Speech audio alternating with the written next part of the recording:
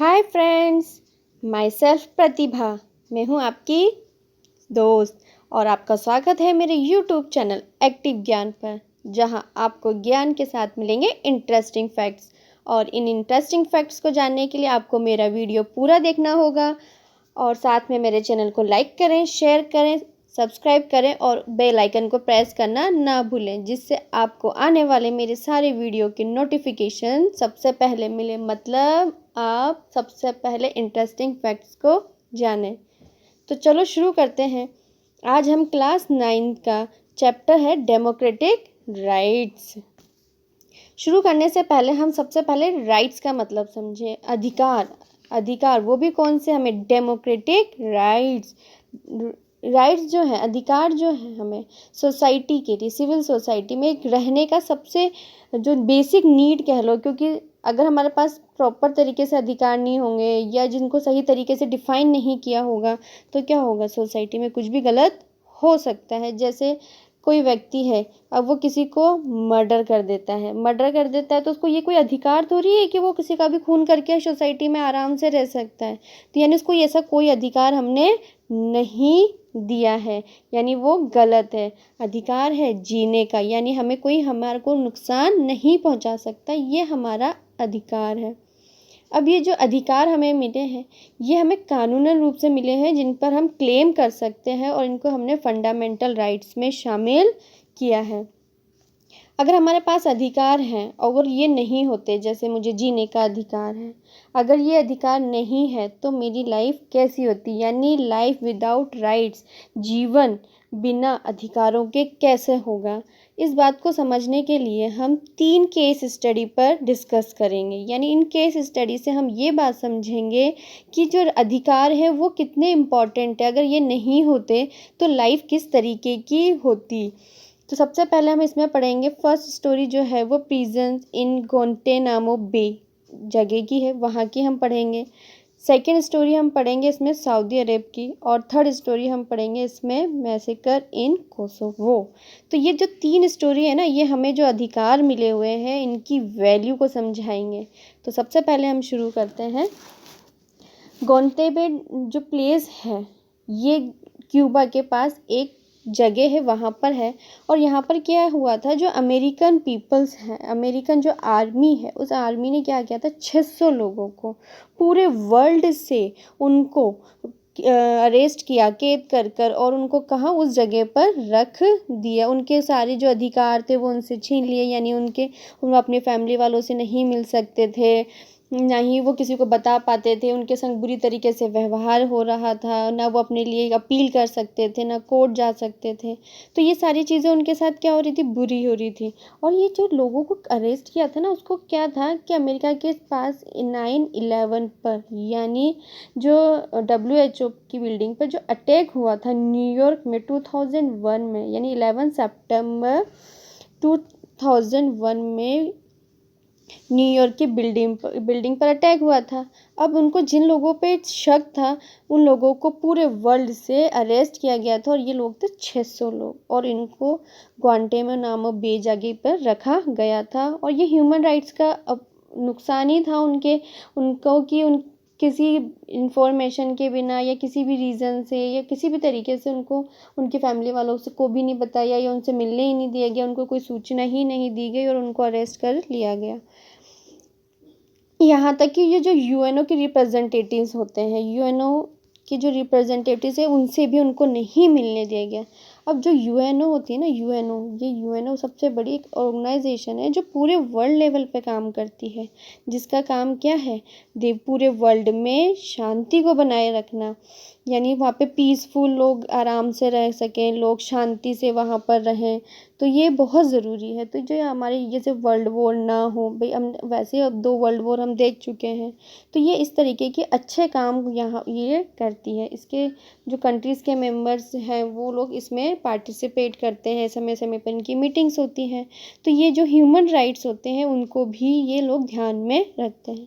उसी तरीके से जो एमनेस्टी इंटरनेशनल है, जब उसको ये पता चला कि यहाँ पर जो लोग हैं उनके ह्यूमन राइट्स को नुकसान पहुँचाया जा रहा है। तो इस ऑर्गेनाइजेशन ने अपील करी, यानी अमेरिका से कहा कि लोगों को डिज़र्व मतलब नुकसान ना पहुँचाए, जो लीगल वे है उसी तरीके से काम करा जाए। लेकिन अमेरिका ने क्या करा, अमेरिका ने साफ मना कर दिया कि अब ऐसा नहीं होगा। तो ये था हमारा फर्स्ट स्टोरी। अब है हमारे पास सेकंड कंट्री की केस स्टडी, जिसमें सिटीज़न राइट्स कहाँ, सऊदी अरेबिया में। सऊदी अरेबिया जो कंट्री है उसके बारे में हम जानते हैं ना, ये एक कैसी कंट्री है, एक मुस्लिम कंट्री है।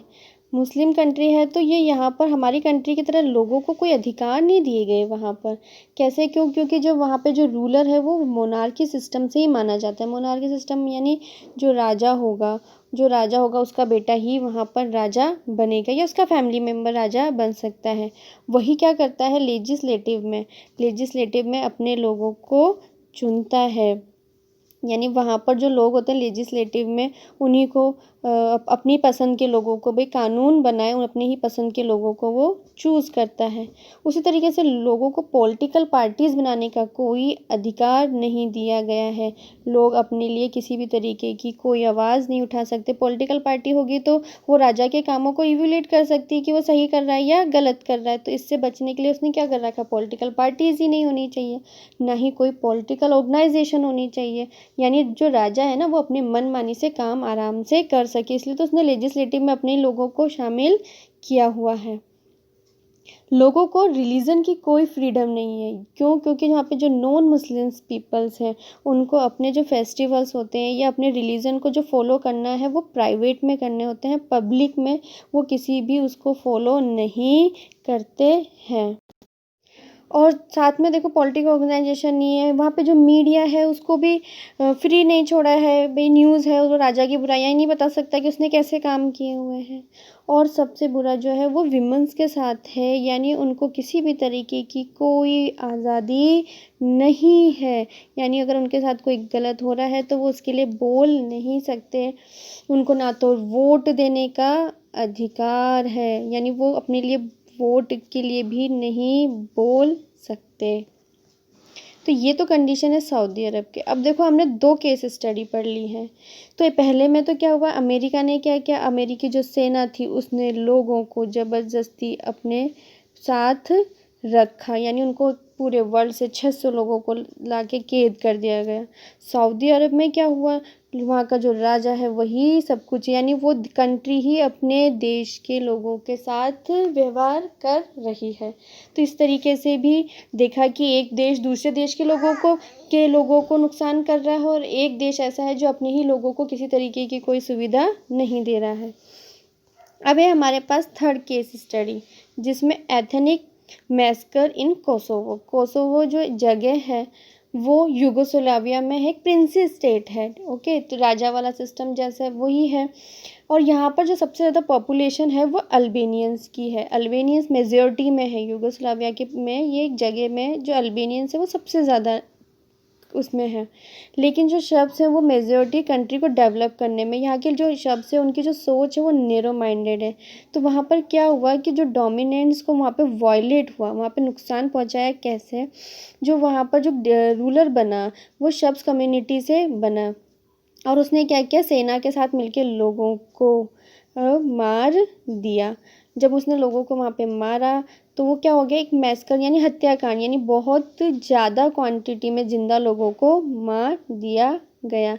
तो इसकी जो बुराई सब जगह पर हुई, लेकिन वहाँ का रूलर था उसने इस तरीके से काम किया। तो ये हम 3 जो स्टोरी देख रहे हैं ना, देखो तीनों अलग अलग है। एक रूलर है, वो बहुत नुकसान पहुँचा रहा है, एक कंट्री है वो अपने लोगों को अधिकार नहीं दे रही, और एक कंट्री ऐसी है जो दूसरे देश में भी लोगों के अधिकारों को अपने अंदर यानी उनको नुकसान पहुँचा सकती है। तो अगर ये हमारे पास अधिकार हैं तो हम इनके लिए बोल सकते हैं। यही मेन जो रीज़न है कि हमें जो राइट्स मिले हुए हैं वो हमें हमारी स्वतंत्रता, बोलने का, इन सब चीज़ों के दिए गए हैं। अब है देखो, why do we need rights in a democracy. Democracy में अधिकारों की क्या ज़रूरत है भाई? आपने पढ़ा डेमोक्रेसी की, वैसे ही हमने सबसे अच्छी डेफिनेशन पढ़ रखी है, लोगों का, लोगों के द्वारा, लोगों का शासन, है ना? तो ये जो डेफिनेशन है, ये तो है तो कंप्लीट, पर अगर ऐसा नहीं हो पाता है, लोगों का ही पसंद से काम नहीं चल पाएगा, तो क्या होगा? लोगों के नुकसान होगा, हमारे लिए कोई बोलेगा ही नहीं। अगर अपोजिशन पार्टी ना हो इंडिया में, तो रूलिंग गवर्नमेंट की जो भी वर्क है उसका इवैल्यूएट करके कौन बताएगा? अपोजिशन का ही काम है ये सारा। तो ये चीज़ें हैं, राइट्स होना एक बहुत इम्पॉर्टेंट है। जीने का अधिकार, जैसे मैंने आपको एग्जांपल दिया कि मुझे कोई मार के चला जाए, तो ये उसका कौन सा अधिकार हुआ? ये तो गलत ही हुआ। या मेरे घर के आगे आके कोई बहुत तेज़ तेज़ ज़ोरों से गाना बजाता रहता है, भले ठीक है, आपको गाना सुनने का अधिकार है, पर मेरे घर के आगे बहुत तेज़ी से शोर करके सुनने का ऐसा कोई अधिकार नहीं है।